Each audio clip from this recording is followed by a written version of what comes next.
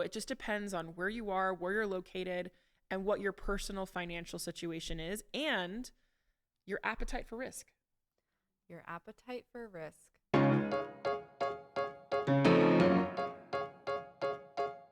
Hello and welcome to My Last Two Brain Cells. I like how you always harmonize a little bit. I'm your host, Maddi Morris. This is Cristina Fard from the last episode. We have more to yap about. Part 2, baby. As I was saying, amen. Amen. Wait, can you talk about how the devil just came in? You guys, I don't even know what you're going to see on camera, but the last episode, I felt called to end it in a prayer. And I was praying, and then after literally 2 hours of footage, the camera dies. The camera shut off. As I was about to pray, I was going to pray over Maddi. I was going to pray over the business. I was going to pray over my life. We're going to talk about courage and wisdom and direction and having the Holy Spirit enter into your life. Cut out. The devil doesn't want you to pray on My Last Two Brain Cells. So all of a sudden, Maddi looks up and she goes, "That was the devil." It is true though. The devil wants, people are always like, "Oh, you think the devil really cares about you?" The devil hates podcasts. Every single soul. That's the truth. Without making this too woo-woo, it is true that the devil and evil, whatever you want to call it, they're literally every single soul, a legion in hell, it says in the Bible, is rejoicing. So if our podcast, this episode touched one soul, yeah, that's what they're trying to see. Pretty crazy. We rebuke you, devil. Not around here, folks. Okay. We rebuke you. Yeah. Do you know how many paintings of angels I have in my house? This home is protected. Okay.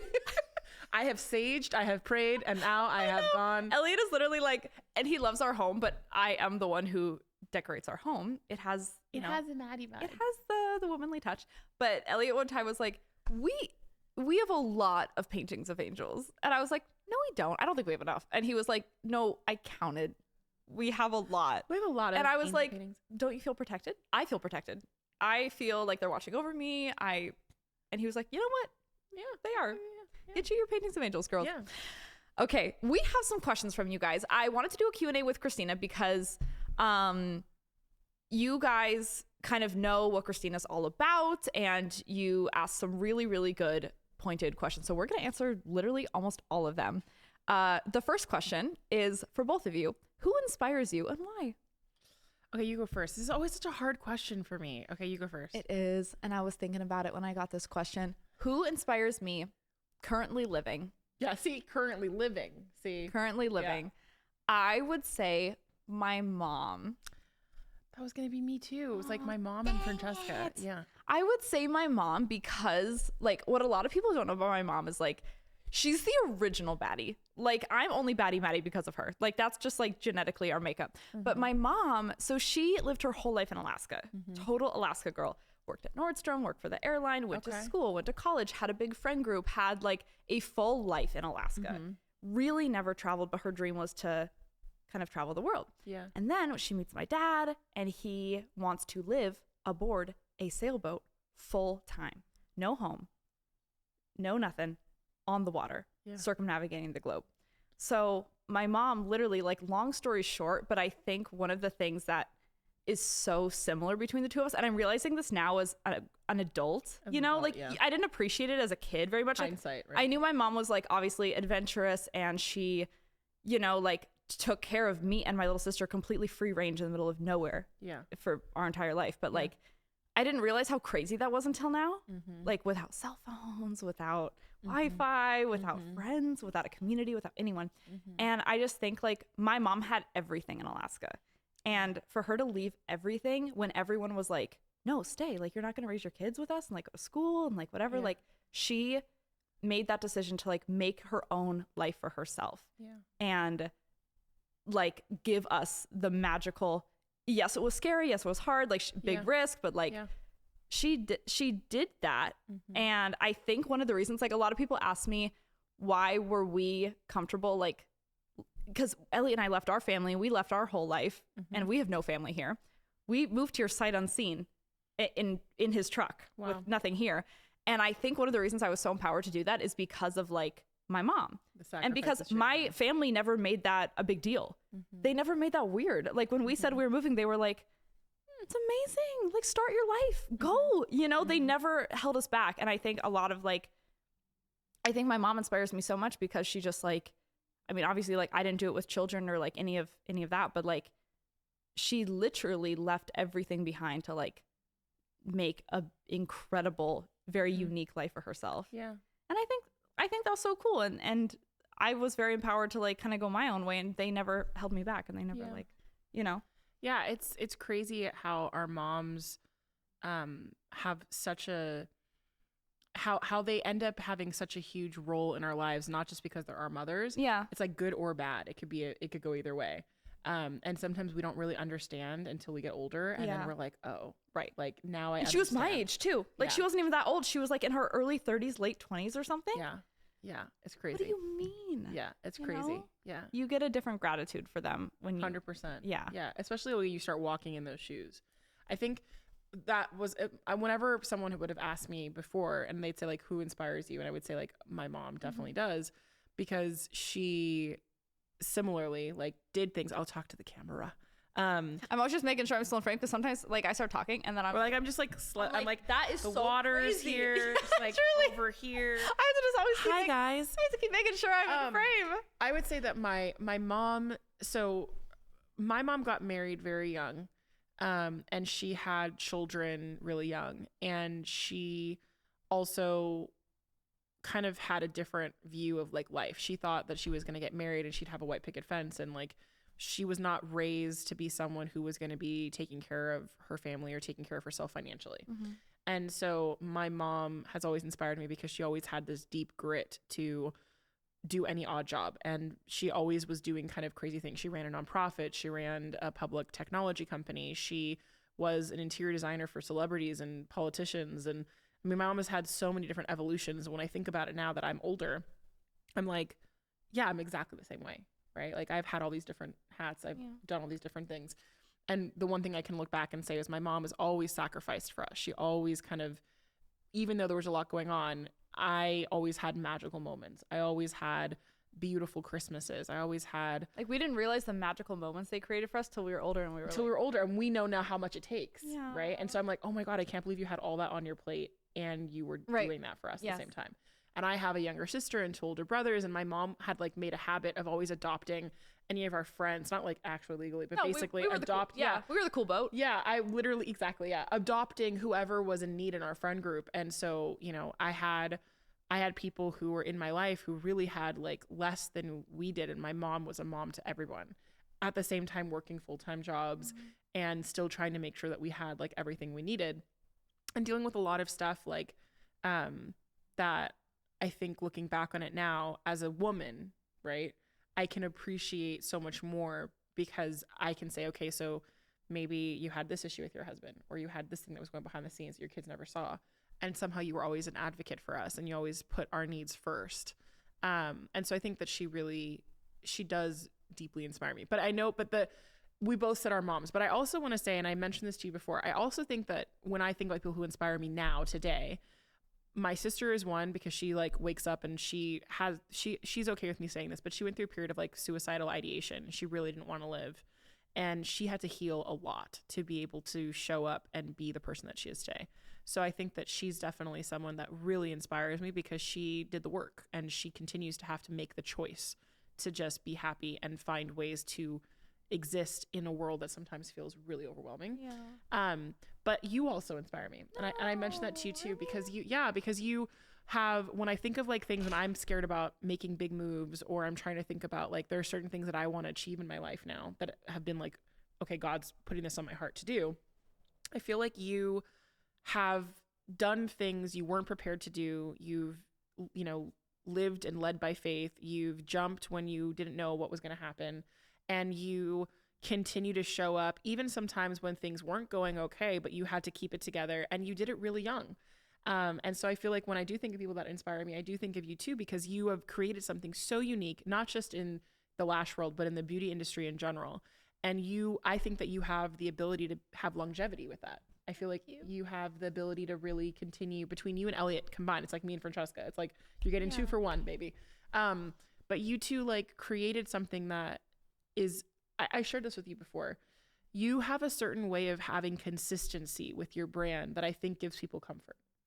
I think that you have a way of being consistent with your community in a way I think that gives people comfort. Yeah. And so all of the stuff that you've been able to accomplish or achieve or whatever, I know that it took a lot of like grit, and it took a lot of like failing forward to get to where you are. 1,000,000,000%. Right. And so I think that I'll think like, well, if Maddi could do it, like I can do it too. Aww, and I'm like, yeah, Maddi did it, I can do it. Like, right. No big deal. Thank you, Cristina. That's so sweet. I do. I think that you inspire a lot of people. That is so sweet. I think consistency is one of the most valuable things. And I think I started long before I ever got into beauty or lashes. I had this little sign in my bedroom. I don't know who the quote was from, but I had this little sign, and it's such a simple quote. And it just said, I will make everything around me beautiful. That will be my life. And I used to always, it still exists. It's like at my parents' house, but I should get that sign and like put it there.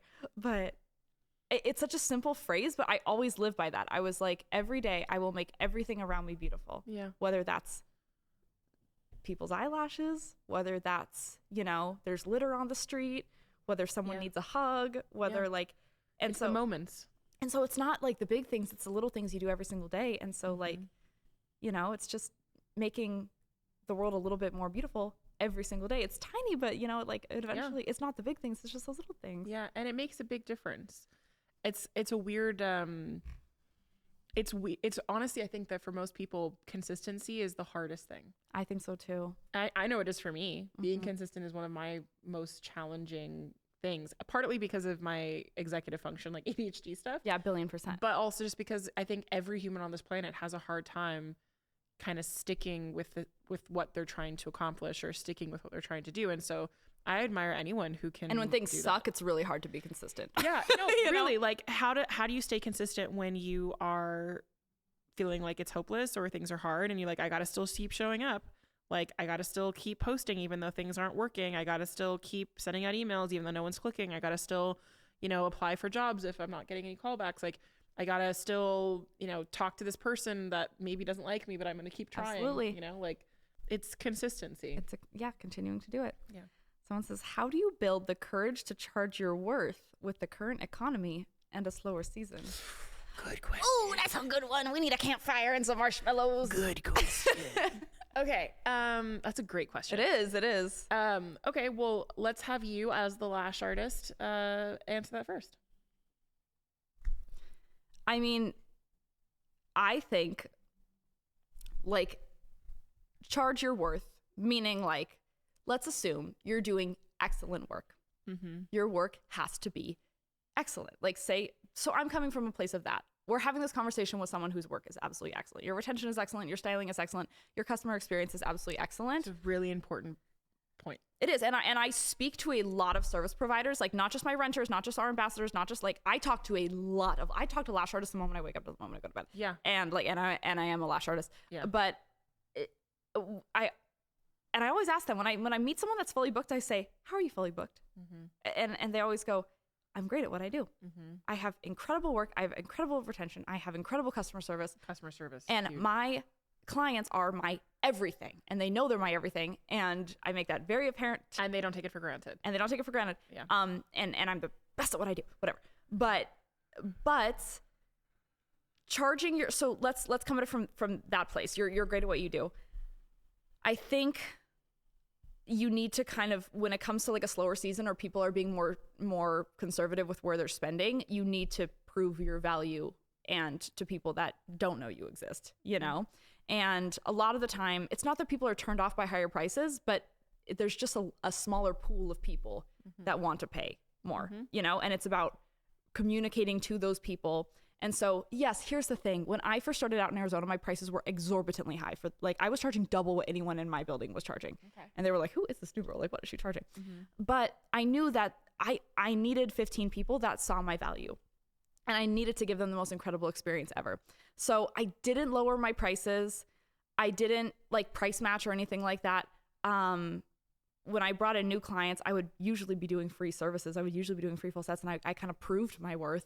And then it kind of became an easy buy for clients because they were like, oh my God, this is the value I got out of model sets. We're talking model sets. Yeah, I had a free client on my bed every single day. Yeah. I never had a day without someone on my bed. Yeah. And so number one, get those 3 things locked in, you know, and then prove that value or add more value to your service. Like physically think. And I see a lot of lash artists that maybe like don't have their lashes done. And I'm like, why don't you have your lashes done? And they're like, well, I need my lash artist to be closer. I need them to be this. I need them to be faster. I need them to be better. I need them to last longer. I need them to not irritate me. I need them this.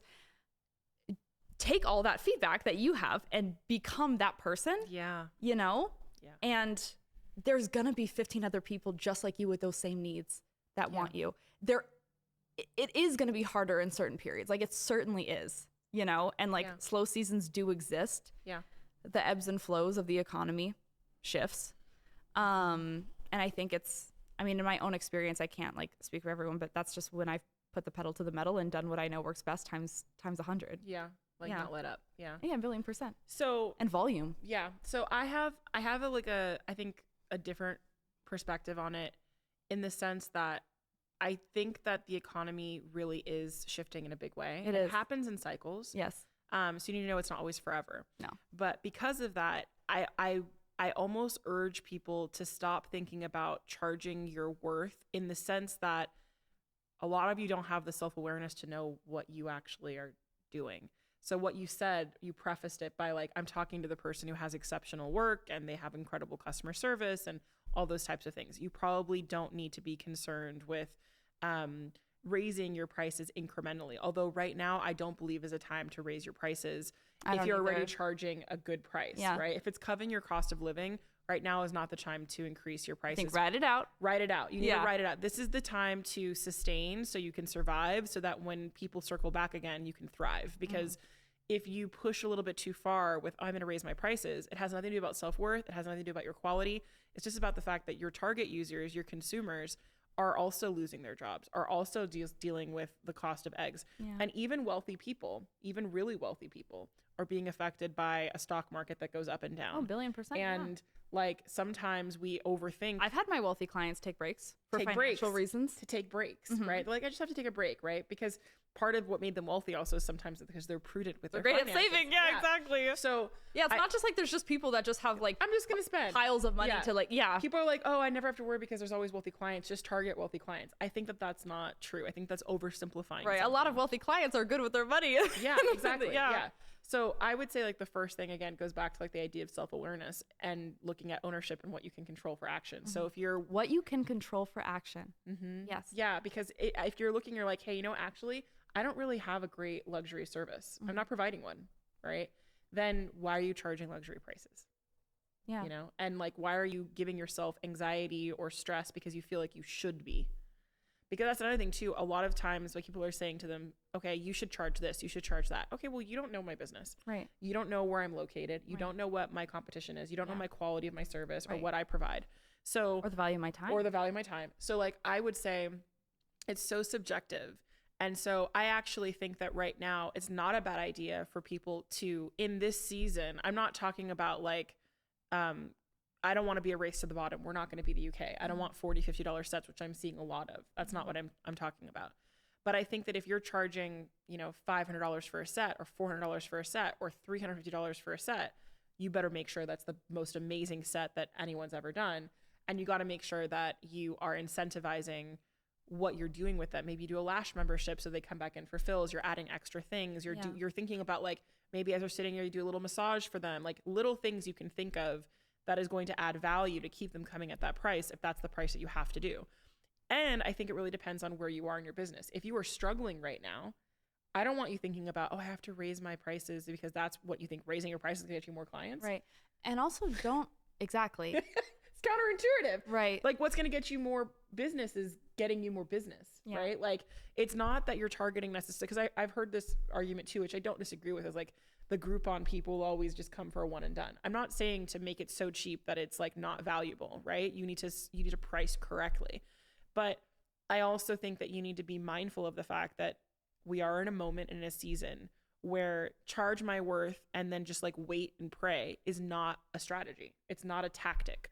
So I want you to develop again that self-awareness to really look at like my customer service, my technique, meaning I hate to say it because it sounds like such tough love, but it is self-awareness.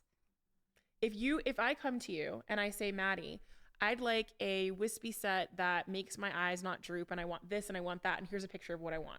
Maddi has the skill set to deliver what I'm asking for, and so confidently, so she can charge this price because I know what I'm paying for I'm going to get in return. If you have a client that comes to you and says, I want da da da da, and then no matter what you do, you keep on giving her volume, even when she asks for something else, or no matter what you do, it's always this one particular style, you should be really mindful of that and do more free sets, get more people coming in. Think about creative ways to do lash memberships. Think about creative ways to offer value without necessarily undercutting your worth or charging really, low amounts that are silly. But you can't be sitting here and be like, I'm not booked and busy. And we're like, well, what are you charging? I'm like, that's just crazy. Like, that's crazy pants, because you're not really one of the providers who should be charging that amount. Versus at the same time, alternatively, your clients will tell you.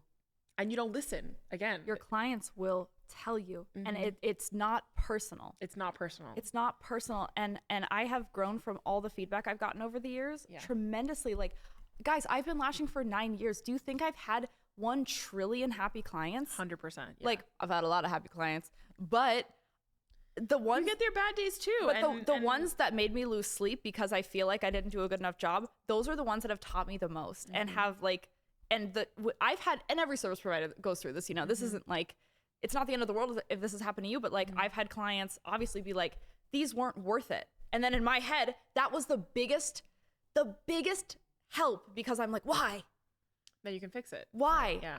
Let me fix it. Like, what? And that's been, obviously like 2 or 3 times over 9 years. But when someone had said that, it was like, oh my God, what do I need to adjust? Do I need to adjust my technique? Do I need to adjust my styling? Do I need to adjust what they want more? My customer service, and obviously you can't make everyone happy, but like self-actualizing and just, it's going to be your biggest help. Because you have to understand, right? Like if someone comes to you and all they tell you is yes, and just giving you positive feedback, that's awesome. But sometimes, especially if you're feeling stagnant in your business, real constructive criticism and feedback is the most valuable thing that you can get. Yeah. Again, a lot of you girlies have ADHD, whether you know it or not. And so you're probably having this rejection sensitivity. And so when someone tells you this, you literally feel like it's the end of the world. And 1 or 2 things happens. Either it literally crushes your spirit and your soul and you obsessive about it and you're not going to be able to like hear anything to able to try to make it better. You're just stuck. Or you're like, who are they? I don't care. Like, you're like, whatever. Like, I don't need her. Right. And the in between for that is like, thank you for the feedback. I appreciate that, and I'm going to work on that, whether you agree with her or not. Right. Like, that's part of it. But the question was, how do you confidently raise your prices in this economy? Right. The question was, how do you build the courage to charge your worth? Okay. So I want to talk about that for a second, because courage is a different word. So again, a lot of people in this space have imposter syndrome. And so that is something we need to think about. There are a lot of you who actually could be charging more and you don't, because you're scared, right? And you're feeling stuck. And so, and the girl that asked this question is one of our brand ambassadors, and I know how incredible her work is. And I know how, incredible of a service she provides. Yeah. So it's like, so for her, that courage to charge her worth, So for her, I want to ask you, what are you worried about if you do? Like, what are you going to do if you try it and it doesn't work? Like, worst case scenario. Absolute worst case scenario. Right? Worst case scenario, maybe you lose a client or 2. And if it's really hurting the business, you can change the pricing again and invite them back in. Say I was trying to, do this thing. I was testing it out and I'd love to invite you back in. Hey, I was beta testing. Right. Yeah. Like, there's my bad. The worst case scenario is that there's a little bit of a contraction period. Right. But the truth is that it's not about courage. It's about you asking yourself, what am I losing by not trying at least? Right. And so it's like, am I losing out on the potential to, okay. And actually, let's go back to this, because again, in this economy, neither Maddi or I are thinking we should raise your prices. But if you're someone who is constantly undervaluing yourself, meaning that your prices are so low that they don't even make sense, and your work is really, really good, and you're really booked, actually, like, the question to ask you is, are you happy in where you are right now? Do you need to be even thinking about raising your prices? Are you good where you're at? Or are you booked, busy, and overwhelmed and stressed and not feeling content. Because if that's the case, you might be at a point, again, it's like, I think the average is like if you're 85% booked, right? So that's an 85% actualization. You're looking at actual hours booked. If you're at that point, you could test just incrementally, $25, $30, raising your price, and then be able to see what that looks like, because it will allow you to take some of your time back. If you're in a good place financially, it might not be a bad idea to be like, okay, I'm going to raise a little my prices. I may lose one or two, but I'm going to gain more of the clients that I want. And I'm also going to gain back some of my time. So again, this is why self-awareness is so important. 1,000,000,000%. Because you have to look at, where is your current situation? What are people charging in your area? It's not just like, I know I'm good, so I'm going to charge this. It's not about that. It's about your worth as a person needs to be different. Is not directly correlated to how much you charge for a full set or a fill. Yeah. You know, it's like, so that's why it's like, charge your worth. It's like, well, your worth is like, I don't want you to charge your worth. I want you to charge strategically what's best for your business. Yes. Right? Like, I don't want you to charge your worth and then feel like, well, I did what everyone told me to do for pricing.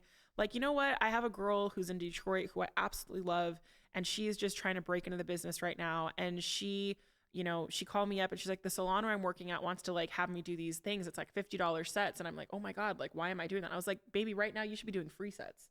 Like right now you should be getting model sets, and then you should make your experience so sticky. So in the world of e-commerce and business, sticky means it's so good. There's multiple things that they want to continue to use and have with you so that they don't want to leave, right? Sticky. We get multiple ways to be able to make money off of that one client. And you want to make your experience with this client so sticky that the moment they come in for that model set, afterwards they're like, I'm obsessed with this. Right. I need it again. How much is the fill? Yes. Okay. Well, okay. And then you're like, well, let's just pre-book, and you get like 25% off if you pre-book right now. Yeah. Right. Like, pre-book them before you leave. And so it's less about that. It's a self-awareness thing. But courage, if I give you one tip on this, is what Maddi said: separate your worth from your strategic business, because the courage is not about raising prices in this economy. The courage is about being honest with yourself and in your business and your work. That's really what's the courageous part. It has nothing to do with anyone else. It's your own race. It's your own business. It's your own world. Has nothing to do with anyone else. It's the courage for you to look at yourself and say, what do I really need? What's realistic for me in my current environment? And if you are struggling with trying to understand that because it's overwhelming, or again, you're like, how do I prioritize all this different feedback I'm getting? Or even the feedback in your own brain, this is where you need to go and get advice. Like, this is where it's like going to speak to a Light Heart trainer or whatever brand that you know, subscribe to, or a coach or someone that you really believe in, that you were like, you've done what I'm trying to do and I'd like to get advice from you. If you're really struggling about that, ask the question. Don't be afraid to ask the question and get some feedback. But ultimately, the self-awareness is going to be the thing that helps you to figure out, should I do this or not? Because raising your prices in this economy is a stupid idea, unless, in my opinion, unless you have been consistently devaluing yourself. And I'm not talking about you and your idea. I'm literally talking about your service. If you're in an environment where you're charging $75 for a full set, you are actually showing people in your area that you are a bad artist, that you're cheap. And that literally, it doesn't show them that you have confidence in the work that you're doing. It's not like they're looking for a good deal. It's literally like, do I really want to go to that person? Right? So like, if you think on an average are at least charging $150 for a classic, at least you're in a place where that's competitive, right? Yeah. We live in Arizona, or we currently do, and people charge $150 just for a fill, right? So it just depends on where you are, where you're located, and what your personal financial situation is, and your appetite for risk. Your appetite for risk. I have made 30% of $30 for a fill, and I have made $250 for a fill. What separates that? Yeah. A few things. It was number one, those three things: great work, great customer service. Yeah. You know, consistency, being reliable. Being reliable. Yeah, being reliable. What is your actual retention like? Yeah, exactly. Like, you know, like all the goodies. Yeah. And then, you know, as those got better over the years, and as I wasn't supply and demand, and then appetite for accessibility risk. Because after 8 years, hey, Maddi, you can't take 50 clients. You can take 5, you know? Yeah. And then, and lastly, truly, that courage. I hated raising my prices, but it is a little bit of that risk where you're like, I'm so confident in these things and in my clientele seeing the value of what I have to offer. And I've proven these things to this group of people. Right. And it was at a point where, and I've only raised my prices, I think, twice in my career. So crazy, right? Because those jumps were not incremental. Yeah. They were big. And so I think if you're thinking of raising your prices, before you make that big risk, think, have I proven all those things? And do the people I'm proving them to believe it? Yeah, that's such a great example of the self-awareness thing. Is your current clientele, if you were to tell them, hey, the cost of living is a little crazy, so I'm increasing my price. The price raise yet. Or even if you have to, or you don't, whatever, like depending on what it is, right? Just like, hey, we're doing $25 more, whatever. Yeah. Are you sure that at least 75% of those clientele, they love the work, they love you, they're going to be like, yeah, sure. Right, exactly. Right? You got to gauge it. Yeah. And that's, again, it's you got to feel out the vibes. Yeah. And that's where it's like the self-awareness factor. Truly. Right? Yes. That's 100% a thing. And I think also something you said is really important for anyone who's listening to this. You need to stop assigning, and this is for me too, honestly, I deal with this all the time. Stop assigning your worth with your work value. 1,000,000,000%. Yeah. I had to deal with that in a big way when I left the ALA, because like, oh, well, what is my worth here in the industry anymore? And I remember going to Premiere Anaheim recently and sitting there and being like, I heard you killed it. I did. Thank you. I actually had the biggest attendance, and everyone stayed the whole time, and it was amazing. And it was such a cool experience, and I think everyone loved it, and we have fun. We did basically like a live lash therapy, but I saw you on stage. I hit the you. golden buzzer. Yay! She voted for me. But when you look at that, like I'm sitting there and I'm like, I don't belong here. Right. So I was like, my worth was tied to this particular job. And if I hadn't had the courage just to like show up, what's the worst thing that's going to happen? I just showed up.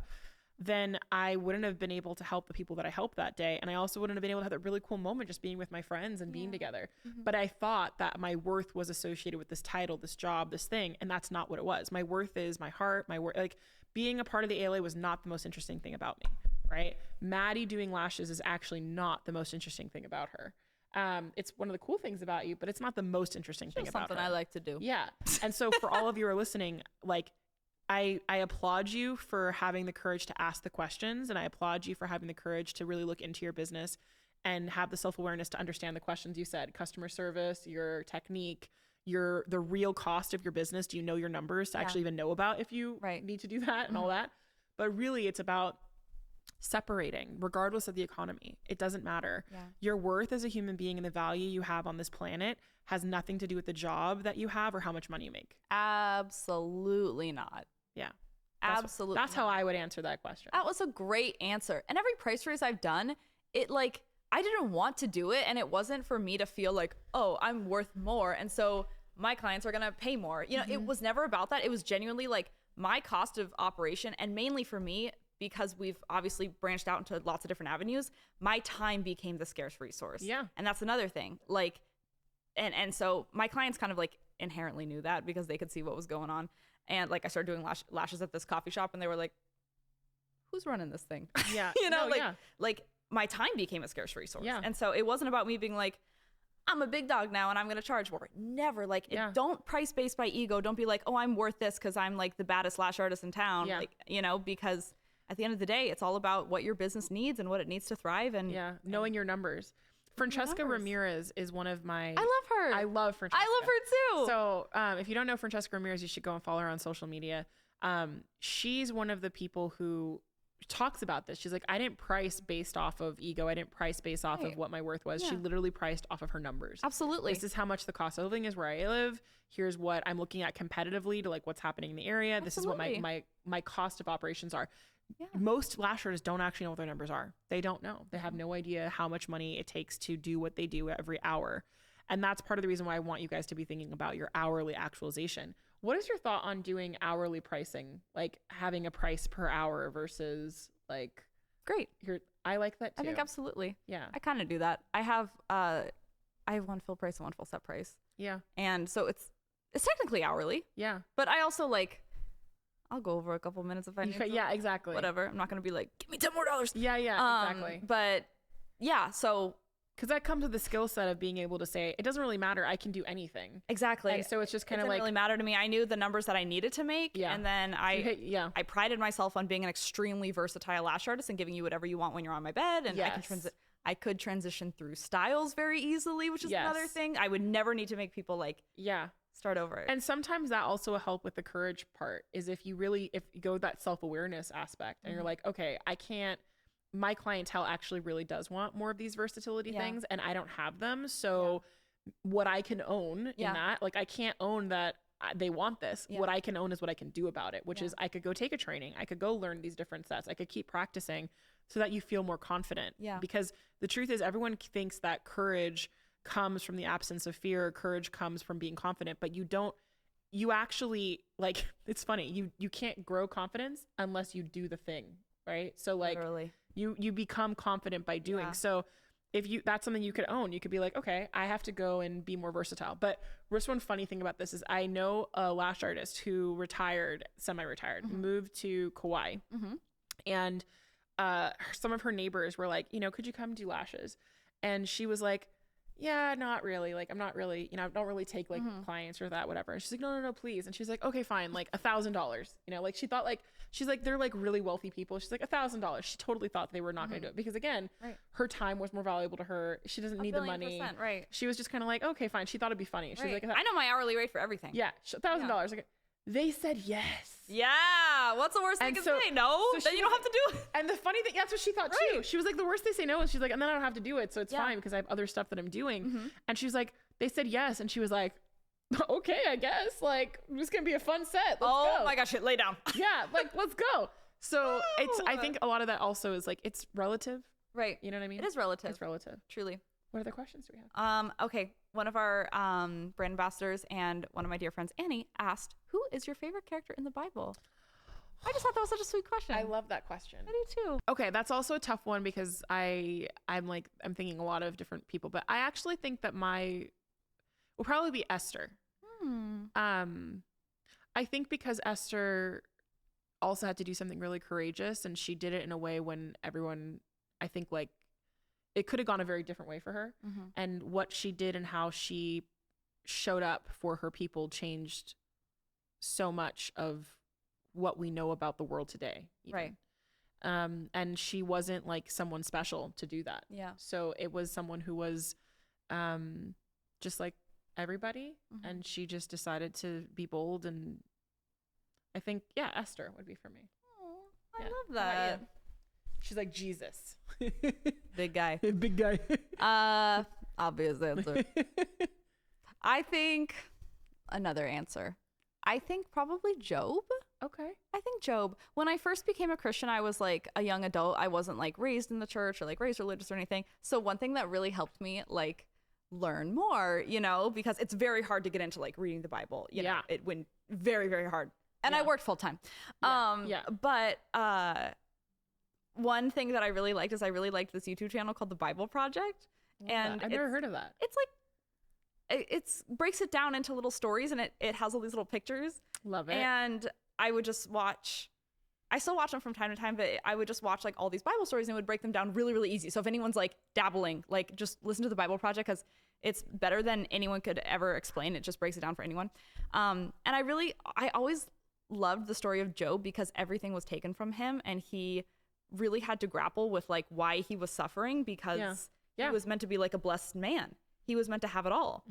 And God took everything away from him and he still praised God with nothing and in all of his suffering. And so I always just like, it's so crazy that like the people from history and the people from the Bible, like they struggled with the same questions that we do nowadays. And that's no different. Yeah. And so I always feel like when I'm like, why God? I'm like, that was Job. And he had to, and so the book of Job, like he wrestles with a lot of that and a lot of those questions. And he always puts his faith in God. And the thing about being a Christian, if you're not like a hypocrite, which is, it's the whole thing. You do a separate podcast on that, is that you are supposed to, you're not saved by your works. You're saved by grace. And one of the things that is the most challenging for a Christian is to believe and have faith. Like anxiety and all these things, I'm always like, that's the devil, because I'm sitting there and I'm like, the biggest thing that I can do to show my faith in Jesus is to actually just have faith and to just be like, I know it's going to work out, and it's whatever is meant to happen. And by the way, in the Bible, it never says that it's going to be easy. And in fact, never. That's the thing is I always thought like, if you put your faith in Christ, like you're going to get rewarded. Everything's going to be great. Life's going to be easy. And that's not the case. No, it's not at all. In fact, the Bible says that those who endure until the end will be saved. So it's like, joke's on you, bro. Like, I told you that it's going to be hard, but also if you believe and you stay faithful, that there'll be miracles. And at the end, when you go to heaven, you'll be like, it'll be fantastic. Now, as someone who has spent a lot of time in intellectual circles, and I intellectualized my faith for a long time, and I've gone through my seasons of doubt. And in fact, actually, one of the prayers that I pray is, please, Jesus, please, God, like, Holy Spirit, help me in my disbelief. Yeah. Is that I could sit here and be like, okay, that's just a way to control people, right? Like, it's like so woo-woo. You could just be like, oh yeah, sure. Just endure. Things will be better on the other side, right? But I think that overall, what the Bible teaches you, they've said like the Bible is basic instructions before leaving Earth. Have you ever heard that before? Bible? Yeah. So like B-I-B, it's basic instructions before leaving Earth. Yeah. Right? Yeah. And so like, when you think about it that way, it's kind of like your life overall will be better if you just have belief than if you were living in disbelief and always being stressed and worried about stuff. And so when we talk about who's favorite from the Bible, it's kind of like, it's all the stories that told me that there was disbelief, or that they weren't perfect, or that they like, look at what they did with Paul. Like, look at the people who maybe were never meant to be an example, who turned around and by their faith were able to give miracles to others. Yeah. So not about what happens to them necessarily, but like what they were able to do by their faith for other people around them. And I guess that just like does something for me, because the idea of enduring till the end is not sexy. Like, that's not like, I don't want to endure till the end. I don't want to endure. I need a nap. Yeah. Like, I'm like, maybe that's not so much like, I don't want to sign up for that package. Right. I saw it on Instagram. They're like, I didn't sign up for the trials and tribulations package. Thanks, bye. No, truly. Katie always says, get me off the front lines. I do not want to be, because people always tell Katie, they go, you are God's strongest soldier. And she goes, I do not want to fight. Yeah. I actually, when I'm doing my prayers now, I actually ask, I'm like, can you please, I would love courage and wisdom, but do it mercifully. Yeah, right. Like, exactly. Like, courage and wisdom comes by like trial by fire. Yeah. And I'm like, but just be merciful, please. Yeah, truly. Because it's hard. It is hard. It's challenging. Yeah. What's the other question? Someone asked, what do you do when you're unmotivated with social media? This is a hard one for me because I'm not a social media don't person. Yeah. Like my answer to you is, I feel your pain. I feel your pain, and I'm trying to find this out myself. It's not even that I'm not unmotivated. It's that I have such anxiety about like, I don't know what I'm doing, and it feels like It could be a lot of things. That's the thing. It's like, it might not even be that you're not motivated. It's that maybe like it's overwhelming to me. It's overwhelming. You don't know how to post yet. Or what or in my situation, I have a limited amount of time. So you're busy. So I'm busy. That's the other thing. I'm busy, so I don't want to waste my time on something that's not what I'm supposed to be doing. Right, exactly. Right? So, so number one question, do you need to post? Okay, can we say that really quickly? Wait. Please, this is like this is my soapbox. Not everyone needs to post. I run an e-commerce business. Yes, so like, thank you. Gun to my head, I need to post. Thank you. Maddi needs to post because she has a brand. If you are a lash artist right now and you are trying to post on social media because you think that's going to be the biggest way for you to make money, and you are feeling guilty or stressed out because you are not posting all the time, please stop. You do not need to feel guilty about not posting. Why? Because Google and search and targeted ads and word of mouth and reviews are going to do way more for you overall than posting all the time. If it physically pains you to post, like, let's exhaust other avenues. If it's not your zone of genius. Yeah, exactly. Right? Because then once you start posting and you start like cultivating an audience, like, you kind of have to be consistent. Keep that going. Yeah, you have to be consistent. Make sure it's something that you like. There are a lot of channels to market, and people did business for a long time before doing social media. But I do think that if you are someone who's skilled at social media, or it's something you think would be fun and you want to cultivate it, it could be one of your channels, right? So it's something in marketing is called an omni-channel strategy. And that means like marketing, social media, blogs, emails, ads, like those are all different channels of ways you can do marketing. And omni-channel means multiple channels, right? For you and your business, again, self-awareness, what actually has been working to make you money in the past, and if you feel like you should be posting because everyone told you to, really test to see if that's true or not. Yeah. If it's not something that gives you joy, does make you, again, if it's not making you money, if it's not giving you joy, making you healthier, happier, it's not doing something for someone else, it's a waste of your time. Womp womp. It's a waste of your time. So like, don't do it, right? Like, and that way you can remove, especially for my ADHD girlies, remove that layer of cognitive weight that is burying you because you feel like you're supposed to be an influencer and able to do lashes on people. You're a service provider. So if social media happens to be one of your skill sets, doing social media could bring you clients potentially, right? Like it actually really could make you well known in your area, and you could be known for a specific type of set, and like that could be really cool. But if you're not someone who naturally just posts and does that, you doing the little bit of posting you're doing every week that you think is working is actually probably costing you money, and it's an opportunity cost in your business.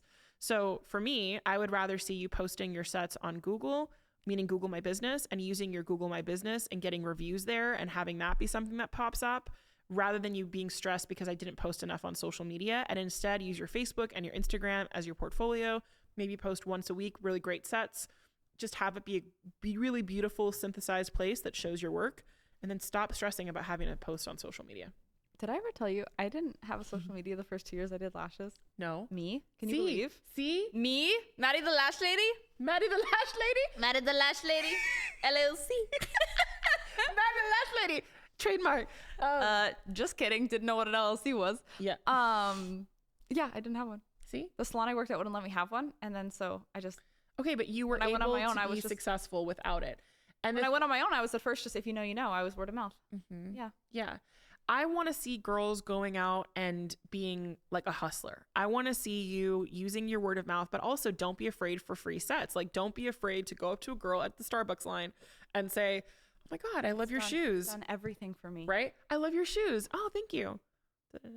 You know, I'm so sorry. I don't mean to be rude, but like, I actually, like, I love your eyes. Like, would you, okay, this sounds really weird, but I'm a lash artist. Can I offer you a free set? Yeah, I just like, this is me. I'm not a weirdo. Like, this is my work. Show their IG, show your portfolio. This is my work. I would love to offer you a free set if you have time. Yeah. Like, here's my information. Just reach out. Right. Who do you think she's going to book with? Another lash artist or you? And then when she comes, offer her something amazing. Give her a great experience. And then worst case scenario, you're getting like a before and after photo. Exactly. But you probably will end up, most model sets turn into business. They turn into people who repeat. The other thing I can also say is that if you're not already doing lash lift and tints, like that could be an area for you to be doubling down on too, because in this economy, this is something that is actually Gloss Genius did a study, and lash lift and tints are the #1 book service right now in our demographic. Yeah. So, crazy. So, do a lash lift and tint and go talk to the person. Say, hey, you know what? If you're not into lashes, like, have you ever been interested in lashes? No. Oh, well, I have something else that might work for you. Yeah. Save you time. Right. Lash lift and tint. Something. Just go out there and talk to people. Yeah. What are some of the craziest people, like, because when my girls would ask you, what are some of the craziest people? No. Where do I begin? No, I was actually, that's not the right way to say. I was going to say, what are the things that people don't think of? Because when I talk to the girls in the ALA, I would say, like, go to dental hygienists because people are staring at their eyes all day long. People that have like high traffic where they can be walking you want to attract the young clientele, walking advertisement, Dutch bros. Okay. Dutch bros. They're highly trained to be extremely talkative to you and interact with you the entire time until you leave. So like that idea, right? If depending on where you are, if social media is not something that makes you happy and you don't really know if it's actually helping you to make money, instead think about one of the other channels for marketing that might be something to test for a little while, where you're actually putting boots on the street and you're actually talking to people and you're having a human connection.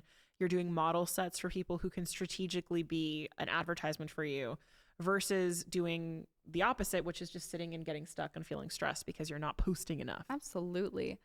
However, if you are into social media and it is good for your biz, do it. You know this to be true, but you're unmotivated. I get there too. I didn't post for 3 days last year, and it was like we were going to lose the farm because, again, I have built our entire... It's an e-com. That's what we built. Also, I love posting on social media, but I had to train myself to. That's what you said earlier. It's a muscle. It's a muscle, and I've had to train myself to because I felt very, very awkward for a long time. I was a little bit too busy to like spend time, like actually like putting a lot of effort into my content. I don't know how to edit. So like, can you give us, I want to go to Maddi's school of social media. All I do is I just put it in CapCut and chop it up and put it out there. But the thing is like here's my advice. When I am unmotivated, I think, what is something that I could post? Now, I'm from a brand standpoint, so like rework this if it's for a client or for whoever. Yeah. But I think, what is something that is positive and encouraging that I can put out into the world right now? I like that. Within the hours of 12 and 3 that people are here. Yeah. And I do that. Is 12 and 3 the best time to post? It's different for everyone. I don't really care. But I try to do around like 12 and 3. Ideally. I mean, like it's not the end of the world if it's earlier or later, truly. But if it's something good, you can post it at any time. But if it kind of sucks, midday, gotta give it the boost. But no, truly, the thing that holds me back with social media is I don't have a lot of time, and sometimes I'm not super motivated because I'm like, oh, I don't feel cute. Like, I'm a girl, you guys. Like, when I'm on my period and I'm pale and I'm busy and I have a million things and I have meetings, like the last thing I want to be doing is like making posts. But here's how I rework it. I say, and this is just me again, but I post every day, so I can vouch. Do you batch content? Not really. Yeah. I kind of just, if I film like a set and I do one of those like Lash With Me videos, I'll typically post that the next day. Like, I have no drafts. Okay. I have no drafts. Okay. Like when we go to Italy, chances are the night before, I'll be thinking of something and I'll like kind of make it, like write a caption stuff and I'll like put it out the next day. Yeah. Okay. But like if I'm on vacation, that's kind of how I do it. But yeah. Truly, I think, what is something positive, encouraging that I could put out that's going to help somebody else? Love it. I don't really think about like engagement or clicks or like whatever, because then you get all caught up in the hooks and the trending audios and you scroll reels for like 40 hours and you feel like, that's where I get stuck because I don't scroll. I'm like, I'm paralyzed. Yeah, like, block yourself. Yeah, I'm literally like, okay, what's the hook? Where do I do this? Exactly. No, I don't need that. But then, but do you think that someone starting needs to do those things? I mean, you want to make it good. Like, you want to have something that's like, you want to have something that is nice in the first 3 seconds. Like, if you're going to post a video, maybe post what I find, instead of just posting a before and after video, I post the before and the after at the exact same time, so they see what's like coming next, you know? So I like kind of give them a little bit of a whatever tease of what's happening. Yeah, so I try to make it somewhat engaging, or it's, you know, if I'm filming a Lash With Me video, I try to have all the things that I'm doing happen very quickly. So first 3 seconds, so I have some kind of cut up. Also, we have a marketing manager now, so she kind of tells me when things do well, so I make more of that content. But I mean, just steal my strategy, see what videos I'm making and just make those, because that's the tea. Just guys. see what I'm making, and then you'll be like, oh, Maddie's marketing manager told her to make those. Just take her. Yeah, exactly. Take her strategy. Yeah. And the videos that are doing really well for me right now are Lash With Me videos, where I do a full set, and so turns out people just like when I do lashes, and they want to see your work. Yeah, they want to see you work. They just want to. The thing is like, and then it feels a little more organic for me because I don't feel like I'm constantly selling things. I'm just naturally working with the products I would anyway. Yeah. On real people. Yeah. And they like the results. So the other thing too, if you're talking about your social media, like, you have to be selling without selling right now, which is also a little bit, it makes it harder to be like, okay, well, I don't have the energy to do this, because you're like, well, how do I do that?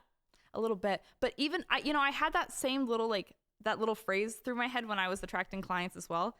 I said, what is going to be positive and encouraging, and somebody's going to just like if I was a client, I was genuinely just looking for like pictures of good work. That was really it. And so if you can just take pictures of your work and post them, it's the bare minimum, but it's better than nothing. Nothing. Yeah. Honestly, I think what you said too is really, really important. Think of yourself as the client. Oftentimes you're thinking about it from maybe the wrong perspective. And true, like, really good marketing always thinks about the person who's going to consume the content, who's going to consume whatever you're working on. And so put yourself in their shoes. You are, let's say, presumably, like you said, a lash client as well. You've gotten your lashes done. Don't think of it as a service provider. Think of it as the person who's going to pay this money. And as someone who's going to pay this money, what value do you think you would want to see if you were scrolling and you want to pick somebody? Right. Yeah. Exactly. When I moved to Arizona, I wanted to see someone for lashes that could, well, first of all, it was the times. I still love a big lash, but I was in my like D16 mega volume arrow straight across, like, it was the time. And honestly, that arrow lasted like 6 years, but anyway, I was cute. It was the time. But I literally just hashtag Arizona lashes, and I would look for someone that had recent posts that did big mega volume looks that I could clearly tell were like isolated. I didn't care. I was going to book and drive and pay and do whatever. But I also I looked for people that had their face on their profile, that, you know, and it doesn't matter. Like, you need to have recent posts so people know you're an active business. Your address, you like build out your profile is what I'm saying, is build out your profile. So that's the idea. Keep it somewhat current. So that's the idea, is that your Instagram profile needs to really be your portfolio. Think of it as a little mini website. Yeah. Right? Yeah. So that your Instagram bio is real estate. That's basically what that is. Absolutely. Yeah. So everything that's on there should be intentional. Yeah. And if you're unmotivated, just start with kind of like it's kind of like when you're getting into working out. It's like the first 30 days are uncomfortable and you're sore every day and like you're throwing up outside the building and you feel awkward and like it's just speaking from experience. But I only threw up outside the building one time. But I did. But and the thing is, you feel awkward and you don't want to go and you are like, I don't have anyone to keep me accountable, and like, is this really paying off? And also like, does this even matter? Whatever, because it's results you can't see. And social media is kind of like that, because I was stuck at like 15,000 followers for like a long time. And it was never about followers, but it was, I mean, I've posted look at how many posts I've put up, you guys. It since I've started Instagram, like it's constant every day. Not because I forced myself to, but it's like in the times that I didn't feel like going, same with the times I didn't feel like going to the gym, I did. And even if it's not the best post in the world, like, okay, here's the thing. My post tomorrow, don't know what it is. It's consistency of just doing it, though. It is.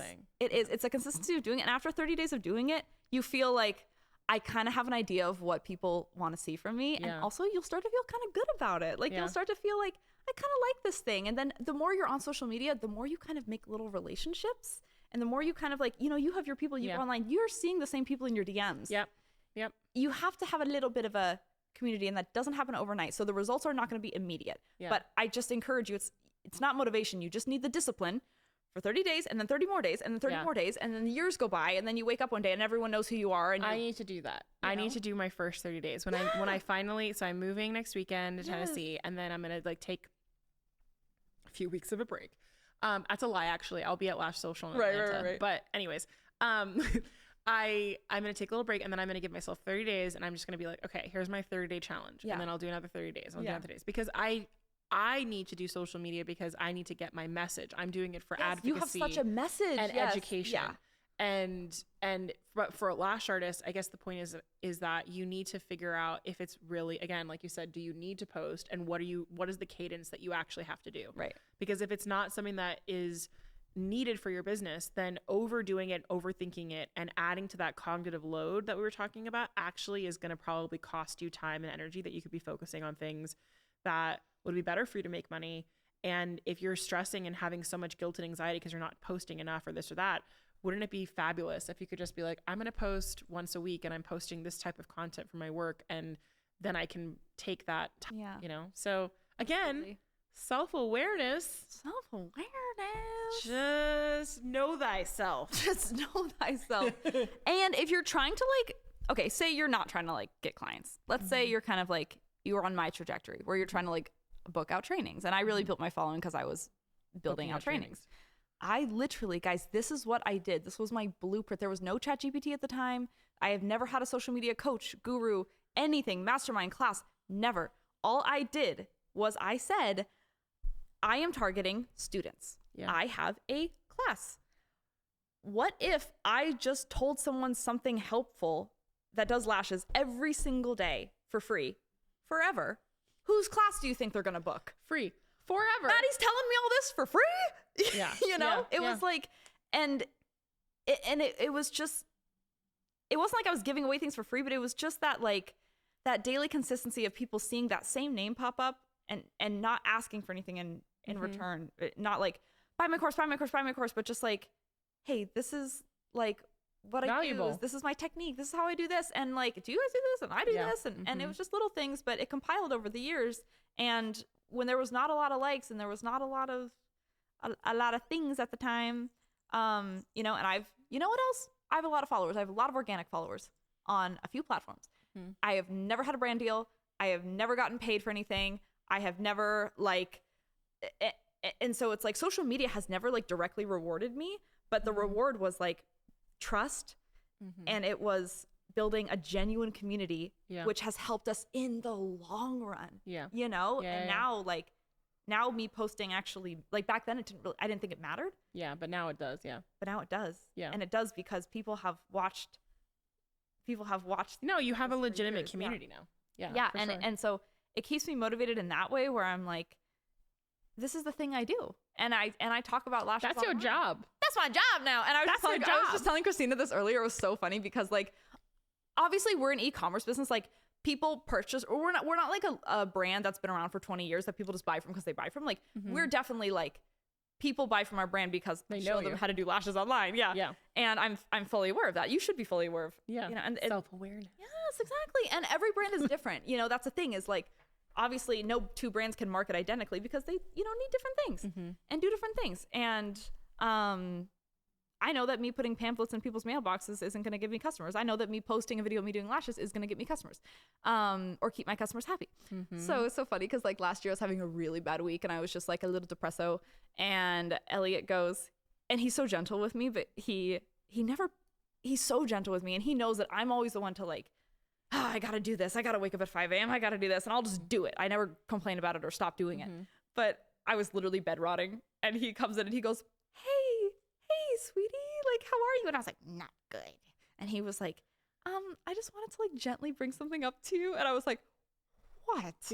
What in this trying time do you need to bring up to me? And he goes, so you haven't posted in 5 days. And I go, yes, I have. My brain was so used to posting, I thought I had. And he was like, you haven't. And I was like, really? Maybe I skipped like a day or two. That's okay. And he was like, yeah, of course. Rest, recharge. You did skip 5 days. And I was like, that's okay. I'll get back on it. Like, you know, whatever. Yeah. And then he goes, so When we don't post, he goes, I don't think I've communicated this to you because it was something I just did. He goes, when you don't post, we don't sell anything. Yeah. And I said, what do you mean? He said, look. Yeah. And I was like, wait a minute. Is this my job? Like my full-time job? And he was like, yeah. And it was my first realization, like, oh, wait a minute. It kind of was my motivation to post because I was like, there's a direct reward and it like, that's the company. And that's, it changed your view of I have people to take care of. I have, you know, like perspective. And also I want everyone to try our lashes and get, like, I want, They're so cute. the thing is I'm like, And they're so soft.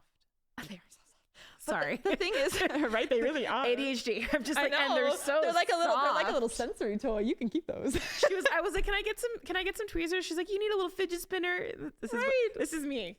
Hi guys. Okay. But yeah, it truly like, and it kind of motivated me to like get back on track. And then once I started creating content again, I fell back in love with it after those 5 days. And I realized like, okay, sometimes when I like shifting perspective, not to be like, this is something I have to do. Well, I have to post every day in order to like, no, it was like, I get to post every day. Yeah. And it's going to help someone else. It's going to propel the business forward. It's going to keep us at front of mind. Yeah. And also like, what a gift. I get to share what I love with people. Yeah. And that's what you're doing when you're posting. Like if you're trying to get clients, you're sharing what gift and what service you have to offer to others. Like that's a gift you're giving them, you know? Yeah. It really is. Yeah. That's how I have to view it. I have to view it as like, okay, you're going to make this content. It may feel funny. Yes. But here's how we're going to do it differently. Yeah. I don't view it as like, once you start viewing it as like salesy and I got to have this thing and it like. That's why I asked you if you content batched. If you were like, I got to do this. We got this happening. I got to build this. Da, da, da. For the most part, you don't. Not really. I love that. Not really. And that kind of keeps me like, it keeps it fresh. Because otherwise, if it's something I made 30 days ago and I go to post it, I'm like, I don't even know that girl anymore. I don't even like that. Yeah, it's funny you say that because I happen to know a lot of influencers in this space. And every single one of them has told me the same thing. Really? They cannot content batch. Yeah, because then it's like, I've done it before, trust me. I've done it before and it was very convenient because I had like one content day and then I was kind of, but honestly, I actually like making content now. Yeah. And well, for them, it was like you said, if I do it, I feel like it's not as creative. It's not as good. It doesn't perform as well. Yeah. And also I don't know if I'm going to feel the same way a couple days later or a week later. And some of that, of what I'm feeling, the magic of what I do is that I'm talking and responding to things as they happen. Yeah. Versus like, okay, this is not even relevant Here's this anymore. thing I cared about 30 days ago. Yeah, it's not even relevant anymore. Right, you know what I mean? Yeah. No, 1,000,000,000%. those were the questions that I had. And that kind of concludes Yay! our 2-part episode. Thank you guys for having me. Of Thank course. you for, Speaking of selling things, this is the part. No. We're selling me? I know. No, Christina, we're not. this is the part where... No, it's good. I'm happy to be here. Thank you for having me. Of course. I'm excited. Where can they find you? Oh, and go find her. Yeah. So you can find me on Instagram. It's Cristina Fard. I'm sure she'll put it into the show notes. And come find me there and sign up. I have like a free newsletter. Come sign up. I'm not launching any programs right now. I'm not doing anything like that. I'm literally just trying to serve for the moment and find out what the community really needs from me. So if you want to know more about that, I will be posting more consistently now and doing more of that. Yeah. But you can also find me at Lashcast and at Lash Conference. Woo! So I will be doing a lot more stuff like on the Lashcast page. And actually, I can also say this too, is anyone who signs up for LashCon tickets, who actually goes and buys LashCon tickets on Tuesday, is also going to get 2 free coaching sessions with me. That's so exciting. So, oh my gosh. Group coaching sessions. Group coaching. Yeah. How long are you doing the telethon? 10 hours. Are you doing the full 10? I'm doing the full 10. So 10 hours. LashCon tickets go on sale March 11th at 9 a.m. And at 10 a.m., we are going to be on for 10 hours, interviewing people from all over the world, having special guests. We're going to be announcing our parties. We're going to be actually giving some giveaways away. We're going to be refunding some tickets too. It's going to be a wild day. So definitely come and check us out for that. But yeah, I'm going to be on there for 10 hours. Oh my goodness. Come check us out. Lightheart is giving away a lot of things. I wasn't going to say anything, but Lightheart's we're giving away a lot of things. Lightheart's coming in hot. I was like, what can you give away? I was like, everything. Whatever you need. Whatever you want. You want my wallet? You want my socks? Take it. Yeah, I honestly just come, have fun. Even if you're not going to purchase a ticket, it's going to be a really fun day. You don't have to be on there for the entire time. Though we're going to be doing a lot of giveaways and prizes and fun stuff like that. But yeah, so you can find me at Lashcast. You can also, again, it's Cristina Fard. And that's where I'm going to be doing a lot of education. And then you'll see me probably, I don't know, hosting webinars with different people. Maybe I'll do a webinar for your community. Just I don't know how to do a webinar. Have you never done webinars before? Maddi! What's a webinar? Like a big Zoom? Oh my God. Do you know that the entire ALA is all webinars, right? I've never done one. Okay. So you'll find me next doing a webinar. I don't even picking up my phone. Oh my gosh. You're it's like live hot seat coaching, live education. Cool. I did Zoom. I did Clubhouse with Paul last month. Is kind that of like a webinar? That's a webinar. Yeah, that's like fun. a webinar. Yeah, I like that. That was fun. So it's basically like doing the podcast. Yeah. But live with people so that you respond and answer questions and stuff live. That's a webinar. Oh. It's an online seminar. It's an online workshop. Oh my goodness. I can't believe that she's not been doing webinars. No, okay, so you'll next find me doing webinars with Maddi. Yeah, I'll be getting on the webinar game. No, it's so funny. Okay, honestly, I have such a funny niche role in our company because if you look at my phone apps, you're gonna die. I don't do Zoom. I'm not in our Slack. I love that. I'm not in our Monday. Monday is a project management tool for those of you who don't know. Yeah. Yeah. No, I really just I just do my Instagram. I love that for you. Yeah, I do too. I had to outsource I love that for you. And I know what I like to do and I know what I'm good at. And But that's what actually makes you money. That was the whole point of this. I don't really like webinars. I don't like Zoom because I don't like FaceTiming. Interesting. It's interesting. Oh, I don't like calls. I don't like pickup calls. Interesting. I literally don't pick up calls unless it's my family or Elliot. Yeah. Because I'm such a yapper, Christina. If I get on the phone with someone, I'm going to talk to them for the entire afternoon. I'm learning that for myself. Yeah. That I have to be I'll just text. They'll be want to talk. I'm I can wait about, I don't know. Timing. I know, truly. Yeah. I'm a voice memo girl. I have to get used to doing that. Voice memos is a thing. Yes. But anyways, thank you so much again. Of course, Christina. Thank you. Thank you for being on. Thank you for us. These were value-packed episodes. Yay, they were very, very value-packed. It is dark outside, you guys. We've been here for a while. We shut this place down. All right, thank you so much for being here. And until next time, smooches. That's a wrap, Paige.